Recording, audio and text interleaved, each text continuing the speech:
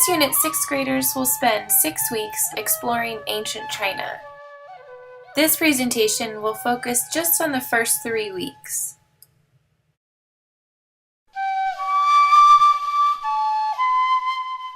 Since children learn differently, we will be incorporating Gardner's multiple intelligences as well as the depth of knowledge in order for students to be more successful. Using activities that embed these intelligences will teach to each student's strengths. Using the TCI program, students will have access to both the text and their notes online through an interactive student website. Throughout the unit, students will be focusing on Common Core standards in the areas of reading and writing, as well as in the area of world history. Additionally, students will focus on technology standards for every activity. During the first week, students will look at how geography influenced the early settlement of people in ancient China. While students look at the physical features, the climate, and vegetation, they will also look at 5 specific regions and create a relief map. This is essentially a 3D map that they will create in class with a small group. Next, students will take a tour on this online website from the British Museum, where they will get to travel throughout the geography of ancient China and look more closely at specific details that they might be able to add to their map. Lastly, in order for students to remember the names of each region, their group will create song lyrics and body movements to accompany the song to help them better remember.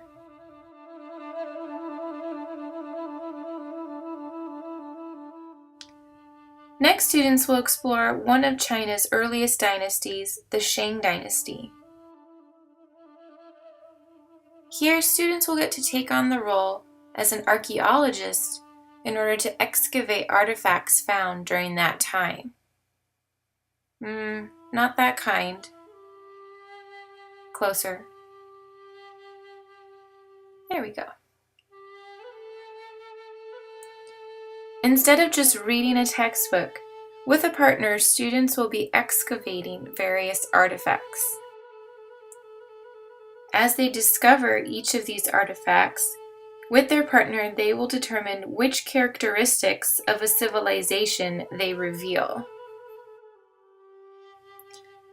Throughout the excavation process, students will be keeping an artifact log in order to keep track of why these different artifacts reveal different characteristics of a civilization.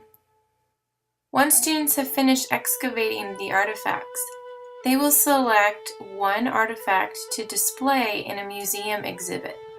They will be using ThinkPort or Classroom Architect to help them create this virtual museum. They will also be using Google Images using Safe Search to help with the visuals. In the 3rd week of this unit, students will look at 3 Chinese philosophies as well as the Zhou dynasty. First, students will look at the feudal system during the Zhou dynasty and create a cartoon using the website Storyboard That in order to create dialogue and characters that show the roles of the kings, lords, and peasants. In order to get a better understanding of each philosophy, as a group, students will act out each philosophy one at a time.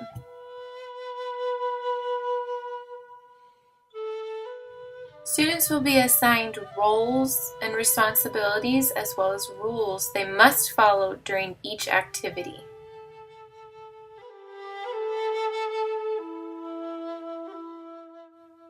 During each acted out, students will be completing a Google drawing form that explains the characteristics of each philosophy.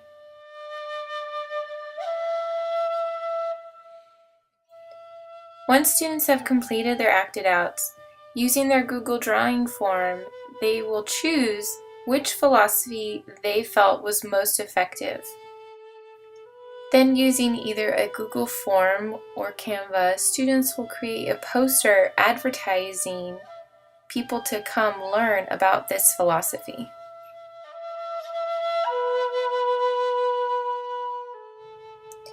To end this section, students will take everything they've learned and create their own philosophy.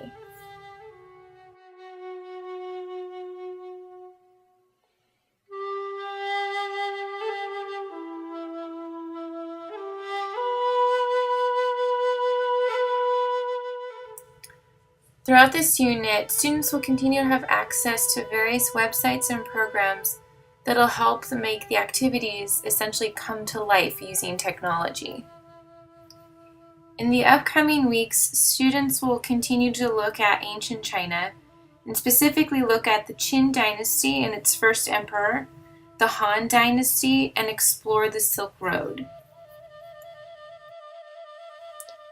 Using technology effectively in this unit will really help my students connect more to this beautiful country's history.